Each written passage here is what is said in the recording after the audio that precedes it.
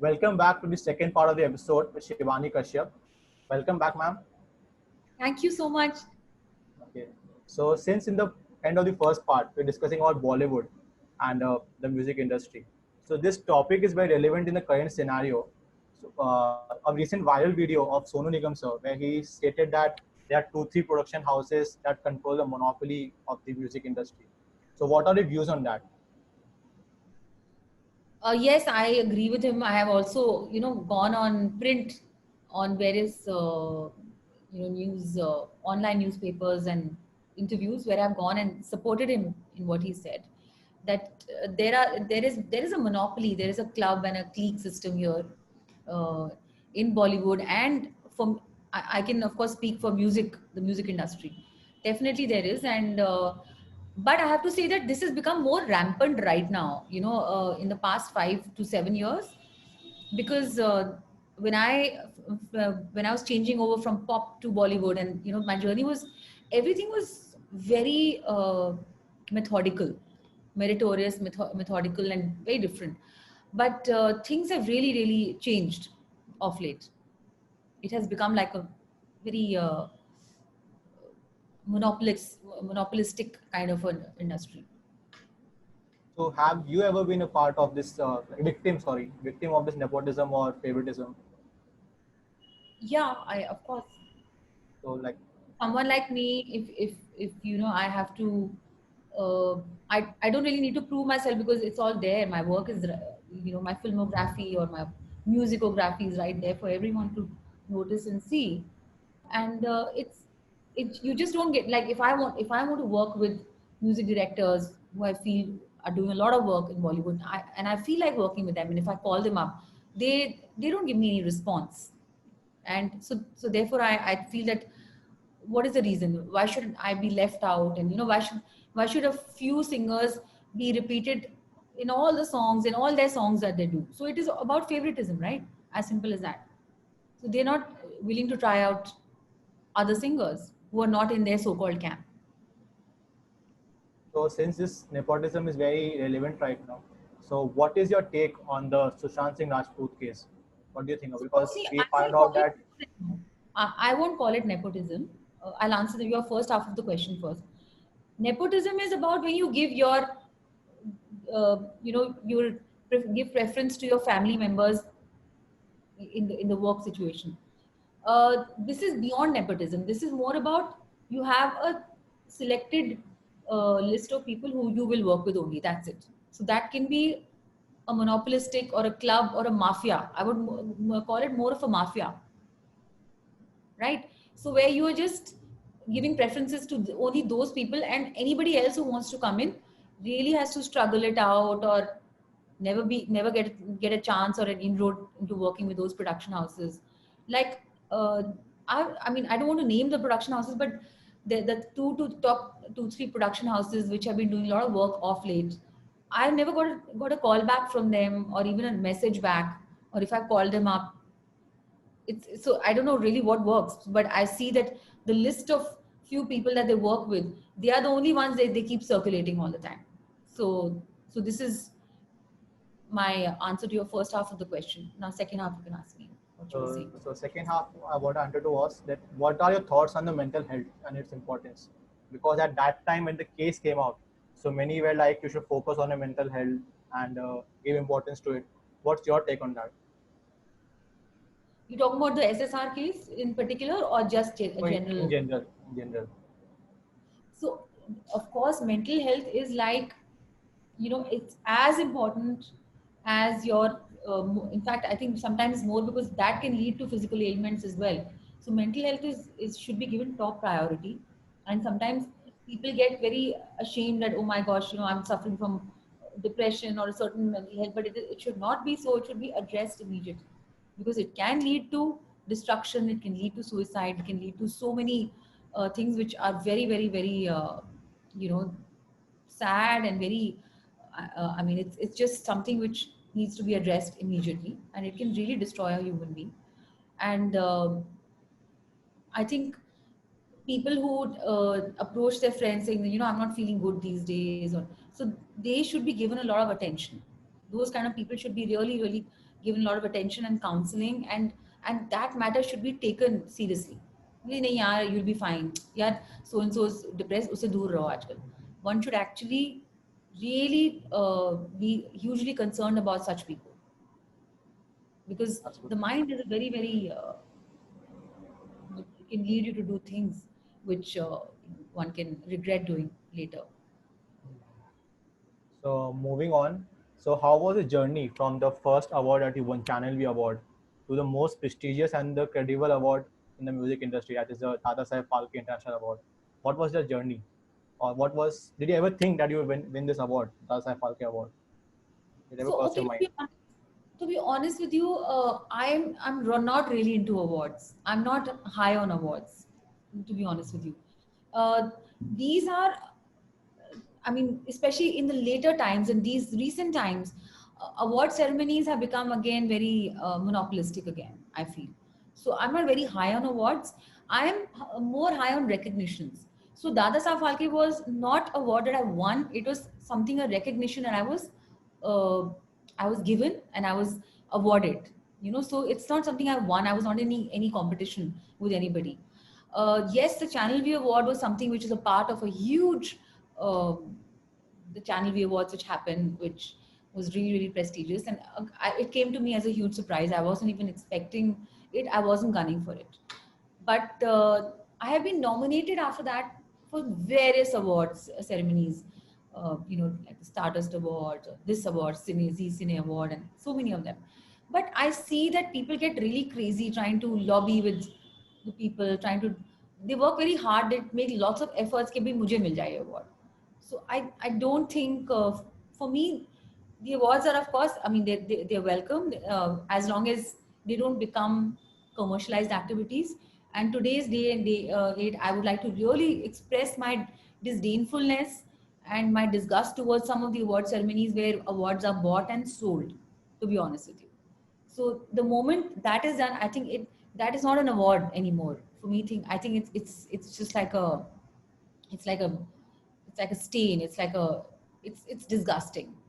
So when somebody said, okay, we have chosen you to award you this, to give you this recognition, then that is great, because I have not gone to them कि please मुझे award दे दो यार, I want to win this award. No. So I have never been a part of pageants or these kind of awards which are commercialized, and there's undue political kind of lobbying on that. So I don't believe in awards actually, to speak. Okay. So, ma'am, now let's talk about reality shows. So, Yeah. you have done a reality show named Bathroom Singer, and you were a judge along with Gaurav Gera sir and Ravi Kishan sir. Yes. So, how was your experience being a And judge of Bappi the show? Lahiri also. Bappi Da Oh, also. Gopi Even he Lahiri was, sir. yeah. So, how was that experience of the show?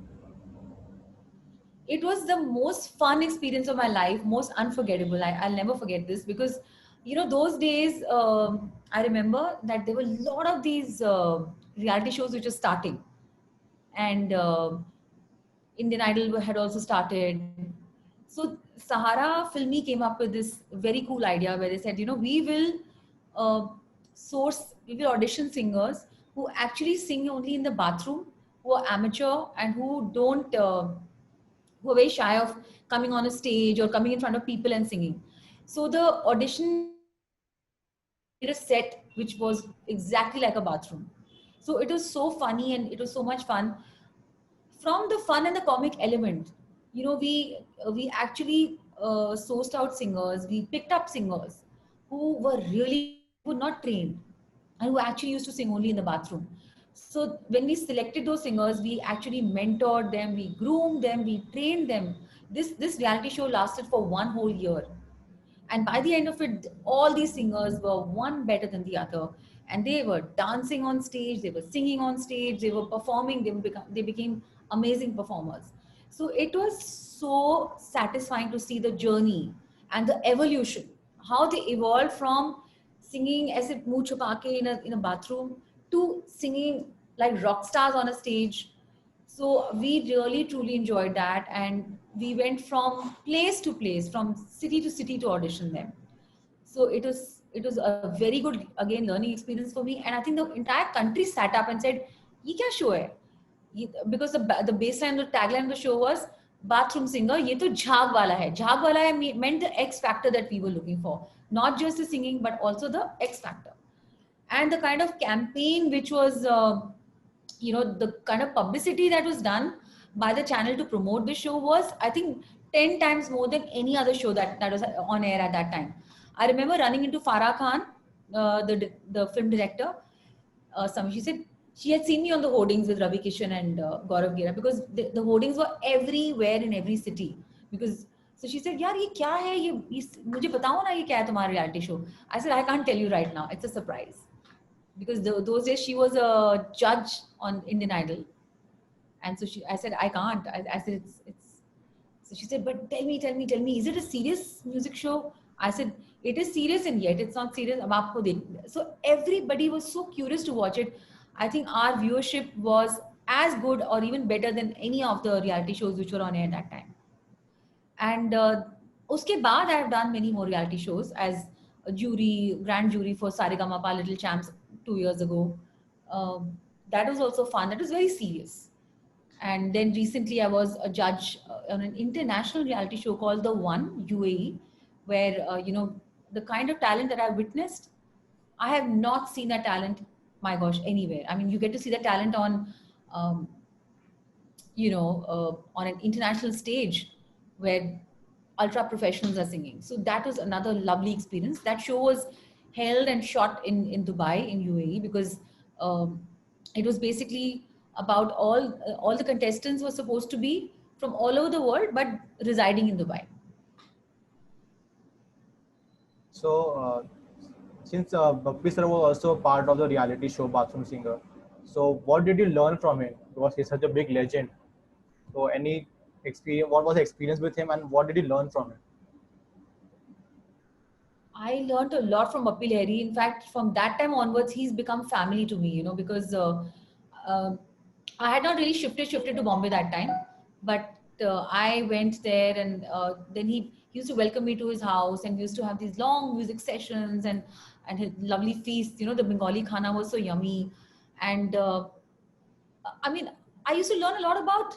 I met Asha Bhosle in his house. I met all the great legends in his house, because he used to always have, you know, all the festivals, especially the Bengali puja and everything, and he used to call all of us for that.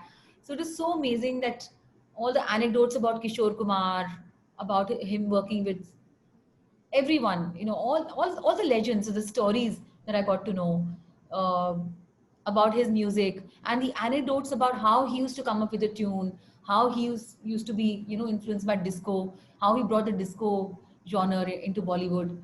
What was his first disco song? In fact, Bappi Lahiri and I did a song together, Zamana To Hai Disco Ka, for my album called My Free Spirit. It's there on Spotify and all the audio platforms. You can check it out.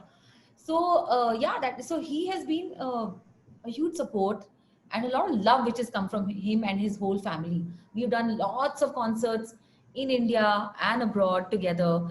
He took me on a concert to Abu Dhabi once. In fact, last year we performed for Holi in Muscat, Bappi Lahiri and me. So it's been he's been one of my close I would say members of the music industry for me. So, ma'am, tell me one truth about the reality shows that the audience watching at home doesn't know. Something fun or whatever you think. So I just feel that nothing negative about reality shows. See, everything is about uh, getting good TRPs and good viewership and doing something very out of the box. So I would say, like in Bathroom Singer, we did something very out of the box. And I remember that when we used to audition singers in the bathroom set, we said, "Aap kahan comfortable ho gaane ke liye?" And they could not see us in the auditions. Only we could see them on the camera. They could not see us because they were scared and shy of facing people. So somebody said, "मैं ना, I'm best always under the shower. तो मैं shower को पकड़ के I will sing." So we used to have so much fun laughing because it was really funny, because some of them were really funny. But in the serious, I mean, coming to the serious part of the reality show is that there are times that I feel that a lot of the the the the contestants, the sad backgrounds, the struggle that they have gone through. that is highlighted. So it becomes a tearjerker. And actually, we all cry on the set. There have been times that, there was a little, uh, the singer who was 5 years old in Saregama Little Champs, and he was actually he had become the apple of everybody's eye. And when his father said, like he there was a problem, he could not look straight, he used to do this. He was a special child, and then he went on to becoming really the face of that particular season. I'm talking about 2016-17, when I was a grand jury on Saregama Little Champs. And so his father told us that on the set, I mean on air, that his heart is not in the left, it's on the right. So that's the reason that he's special. He's really special, and because of that, there are certain malfunctions.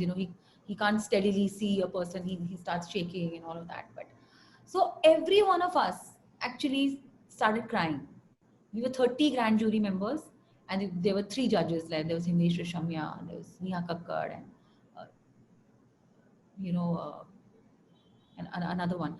So everybody in the audience, all of us, we had tears in our eyes. And so I feel that none of that is fake, because certain things which come out where it becomes like a family, right? So I think it is the truth only. I mean, but of course that is given a lot of importance, because more than the singing, more than the talent, a lot of their background is given a lot of importance. Where are they coming from? What struggles have they faced? So yeah, lot of examples and a lot of anecdotes like that, which used to actually make us cry and make us very emotional on the sets. In fact, in Bathroom Singer once, uh, a singer, she just fainted while performing because she was under a lot of pressure that agar main ye round nahi jeeti to mera kya hoga. She made it like a life and death kind of a situation for herself, and she fainted. So in the beginning we said, is she acting, or she's really fainted? She had actually fainted. So we had to call doctors, and maybe because of that she got a very bad attack of low BP. So all these things happen. So you know the reality show that time becomes like a battlefield for the contestants. They like they're in a battle ke ab bas, it's now or never for us. So वो इतना ज़्यादा seriously उसको ले लेते हैं that it sometimes even plays on their health. So, ma'am, we have heard from sources that you have traveled with the President of India once, you know, in a tour. So, what Yes. was that experience? Like, what were the learnings you took from the interaction?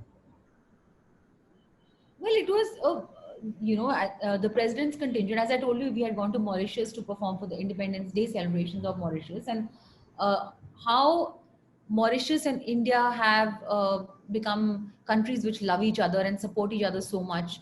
And so there, there were roads in Mauritius which were named after Indian, like there's a Mahatma Gandhi Road there. There is a Indira Gandhi Road. There's a whole auditorium which is called the Indira Gandhi Auditorium, which is we also have one here in Delhi. So this is the kind of respect that they give Indians, our country. They have embraced the culture of our country so much, and we also embraced a lot of their culture. So it was wonderful to see. अगर अ, ऐसा ही प्यार और अमन हमारा पूरे दुनिया के साथ हो, the world would be such a beautiful place to live in. So this was my take back, because when you are a part of the president's contingent, you get to visit such places, you get to see this kind of love.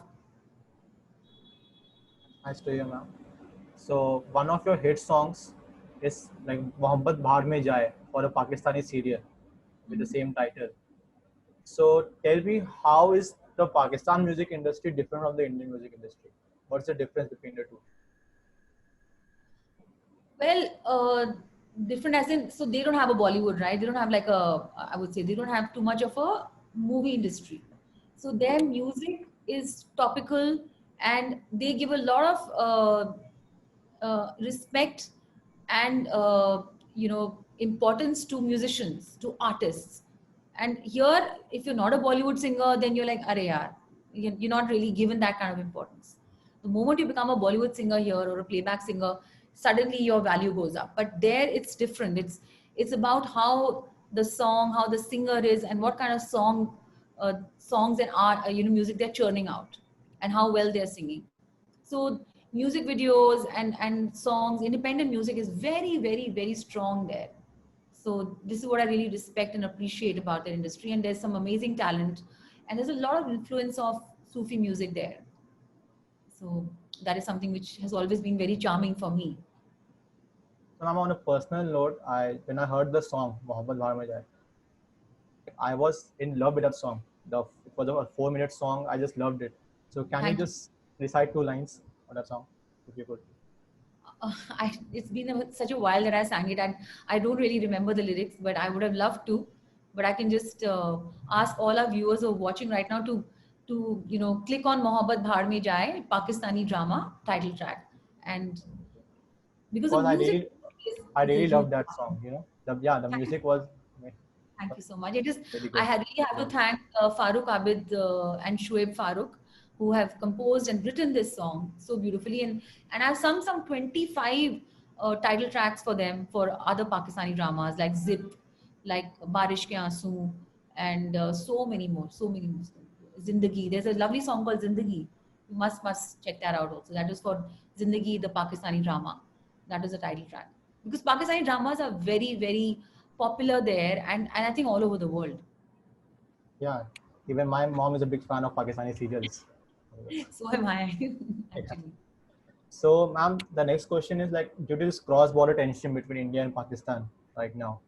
So, if you again get a chance to sing for the Pakistan music industry, would you consider singing for it, or you will ignore it because of the tension? Will you give music as an art a priority, or will you just ignore it because of tension between the borders?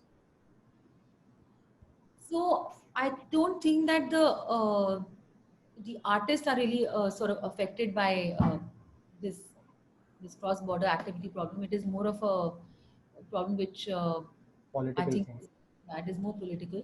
And I think the Pakistani artists, they love Indian artists. I can vouch for that. They really love us a lot. And I've had the opportunity to perform once in Lahore, and they really, really treated us like VIPs, and so much of love and so much of respect that we were given. But having said that, I have refused concerts and refused to go to Pakistan personally and physically. I was given an opportunity last year multiple times. I was called to perform there, and I was in two minds because I felt okay, it's nation first, and going there, it will not be. I don't think it'll be a credible thing for me to do because, after all, I will be going there as an Indian, and I don't want to be in a country where there is so much of a part of the nation is, there is so much of tension or there is conflict going on. So I think that is something which I have refused. I have not taken up any offers of any concerts in Pakistan. But yes, if I get a collaboration to do which is just about music, that is something I would like to consider because it is music for music's sake. Ma'am, this brings us to the last question. What is the advice to the passionate young singers right now? The advice to upcoming singers is that be original, don't copy other singers, be unique, and keep working on your craft, keep working on your music, because that one should not just run after fame. That will definitely come with excellence. Success and fame is bound to follow. Success, fame, money, prosperity, all will come. But work on your culture, work on your craft so much that even you feel that, oh my gosh, yes, I like the sound of my singing. The day you say yes, I think I'm sounding good, that is the day you know that you can go out there and bring your music to the world. Thank you, ma'am. So that brings to the end of the podcast. So just if you could, it will be icing on a cake if you just sing a song for the audience. One last song. I'll sing Zinda Hu Main, for which I'm getting a lot of requests these days.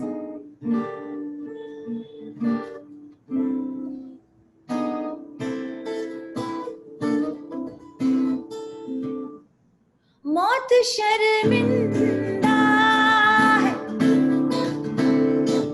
जिस्म जान सब जिंदा है हवा कफ्त है